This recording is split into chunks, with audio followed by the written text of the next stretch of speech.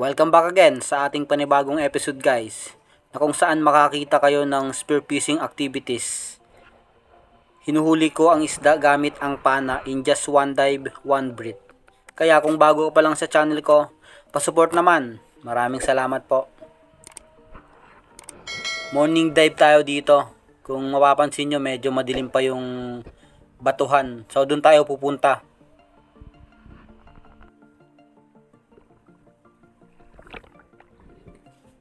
So malapit na tayo.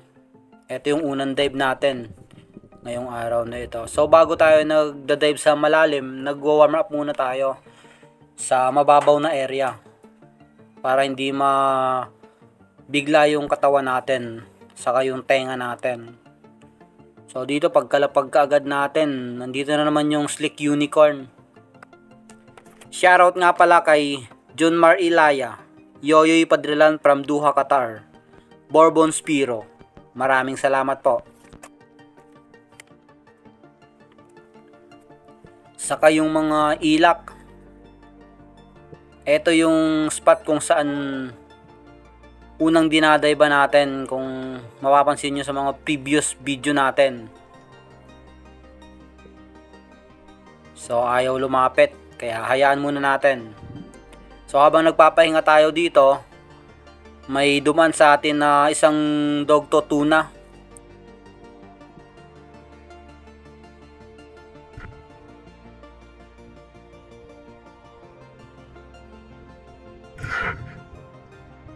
At ayun, ang ganda ng pagkatama natin. Kaso nga lang yung kumuha na siya ng line habang paangat tayo, sinabit sa corals.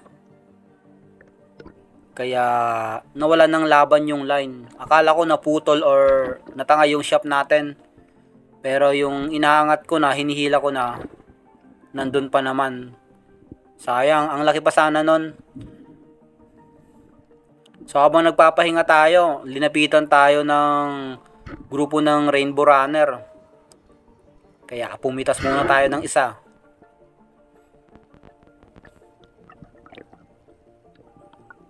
Ito ang unang isda natin ngayong araw na ito. Isang Rainbow Runner. A good size.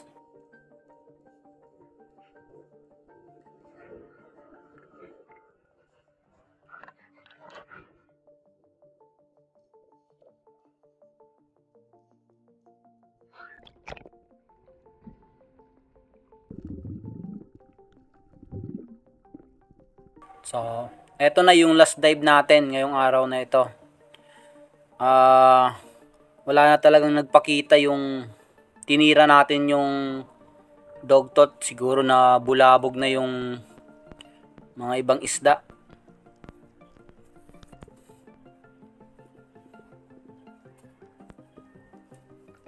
So, nag-abang-abang pa tayo dito, kaso wala na talaga. Buti na lang may lumapit etong red na dalagang bukid, yung hinarvest natin yung sa previous video natin. Pangdagdag na rin sa huli natin. Eto, pag mga ganito, mga good size na rin to. Pag sa dalagang bukid, kaya na ito. So eto yung mga huli natin. Rainbow Runner, saka dalagang bukid lang. Pero okay na rin to, goods na rin, at least hindi tayo na sisiro. So pagdating ng umaga, nag-dive ulit ako dun sa nakitaan natin ng dogto tuna. Ito yung unang dive natin. Bigla kasing nabulabog yung mga bait habang nagpapahinga tayo, kaya sumisid ako. Baka kasi may nag-hunt sa ilalim.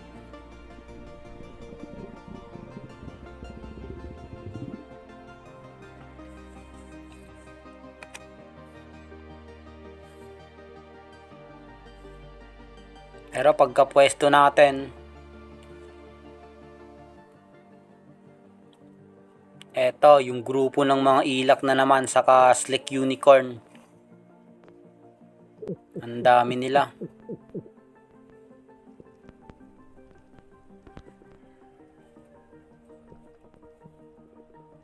So pag mga ganitong maaga pa naman, hindi muna ako kumukuha ng ganyan. Pag pauwi na ako kumukuha. So dito may nakita ulit akong 3 dog tutuna. So sa mababaw na area. Sa mababaw kasi na area ako nagpapahinga para hindi mabulabog yung dadayba natin sa malalim. So dito 3 sila. Tinry kong i-close yung gap. Linalapitan sila pero ayaw. Medyo mailap. Kaya pumesto na lang muna ako para silang yung lumapit.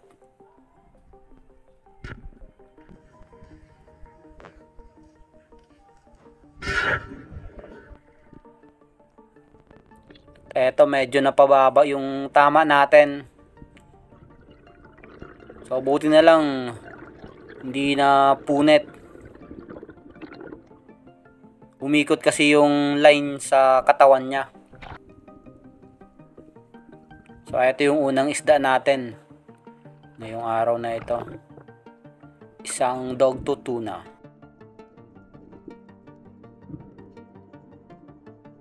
Two kilogram on scale. Goods na rin. May pang-ulam na tayo.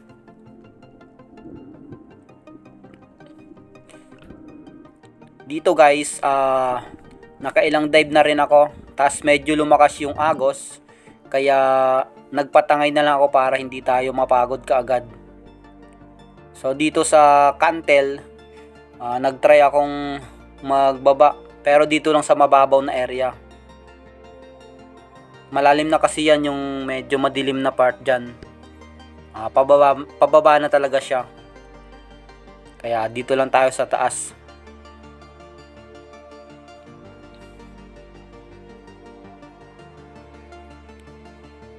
At hindi pa nga tayo nakakapwesto. May nakita ako 2 grouper.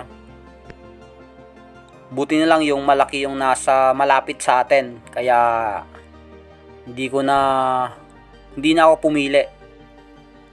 A good shot naman yung pagkatira natin. Kaso biglang natanggal. Ayun, natanggal.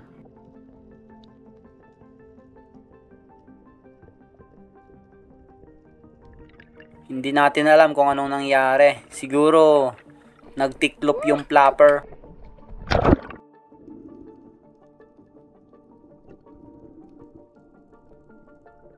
So matapos tayong makapahinga ng matagal, nag-dive ulit ako, same spot doon sa pinanaan natin ng grouper. Nagbabaka sakali tayong makita pa yung pinana natin. Sumuot kasi sa butas. Siguro bahay nila yon, yung may bato.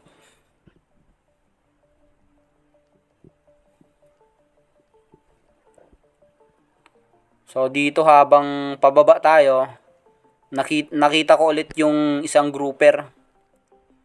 So nasa labas siya ng butas. Kaya eto muna nating panain.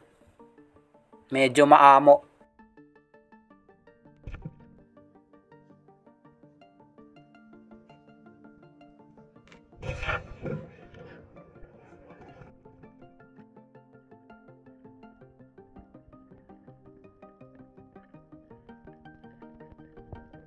Kitang-kita ko naman na tumagos yung flapper natin sa kabilang gilid.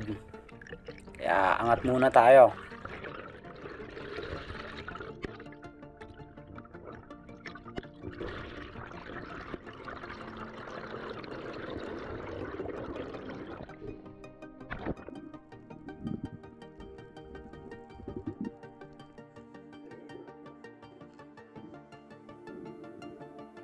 Pangalawang isda natin, isang marbled grouper.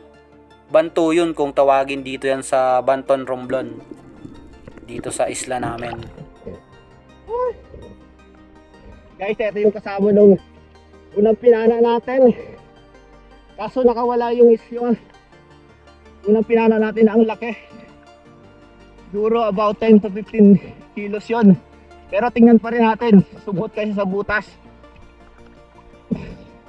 baka nandun lang yun kasi ang ganda ng patama natin na stone shot natin na hindi na medyo maganda yung tama.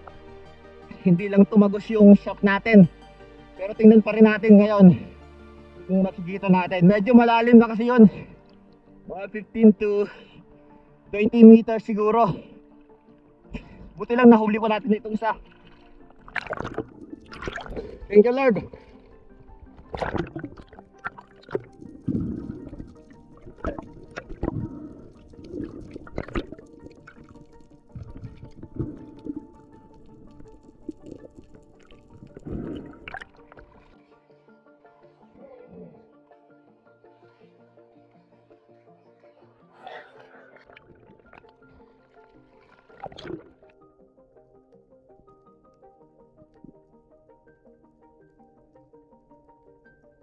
So matapos nating makapahinga ulit, so eto na ang pangalawang attempt na tinignan ko sa butas yung unang pinana natin na grouper. Yung una hindi ko nakita, kaya hanapin ulit natin dito sa bandang unahan ng mga bato.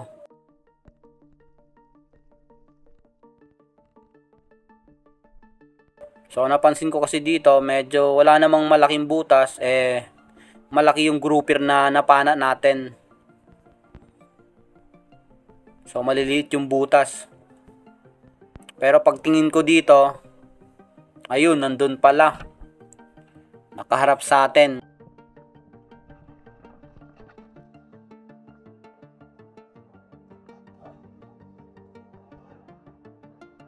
Medyo matamlay na talaga yung isda. Talagang mamamatay na lang siguro ito dito sa butas kung hindi na natin nakita pa. Pasalamat pa rin tayo na nakita natin.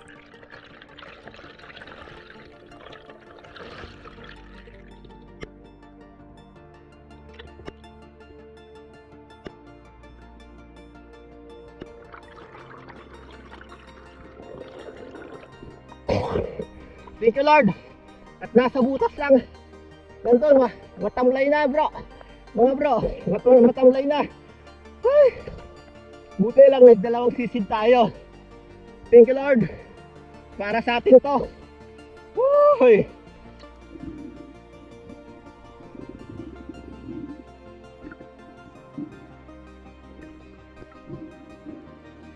At eto yung pangtatlong isda natin. At eto na rin yung huling dive natin ngayong araw na ito. So pagkatapos din na ito, umuwi na rin ako. So boundary na tayo. Goods na rin. So eto yung unang tama niya.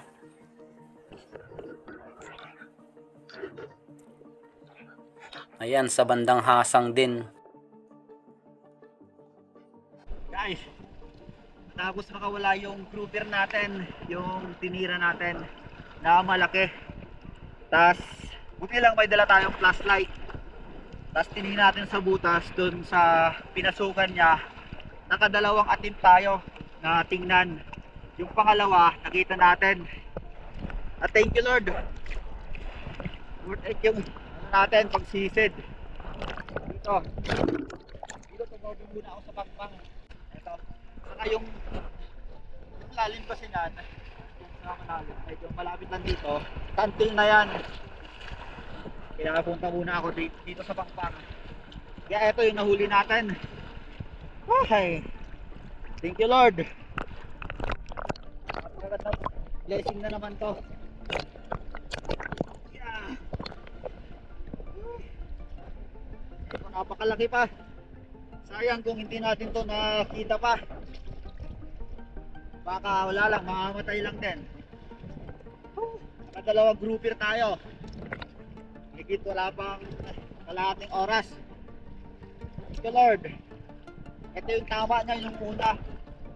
Makikita natin naman sa video na talagang nakatulog siya yung pagtira natin. Ito yung tama niya. Yan. Ito yung tinagusan. Tapos dito natin tinira. Ito. Yan din sa may hasang. Uy, ayos na rin. Thank you Lord. Uwi na tayo neto. Bounty na tayo. Boundary na. Malayo pa yung lalangoy natin sa likod pa niyan. Ay. Tara, uwi na tayo.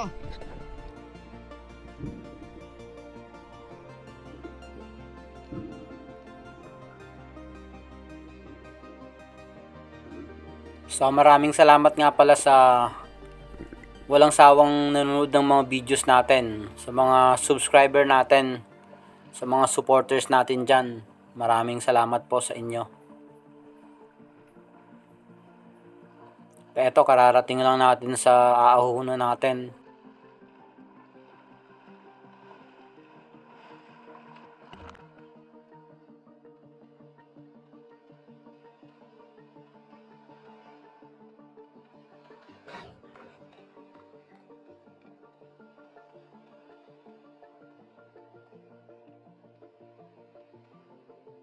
Alright guys, nararating lang natin dito sa hinahunan natin. Halos 1 hour din tayong langoy papunta dito. Tapos doon tayo galing. Tapos malayo pa. Halos 1 oras din. Pero okay lang. Worth it yung pagod natin. At least ito yung mga huli natin ngayong araw na ito. Isang dogtot, nakadalawang marble grouper. Ayan.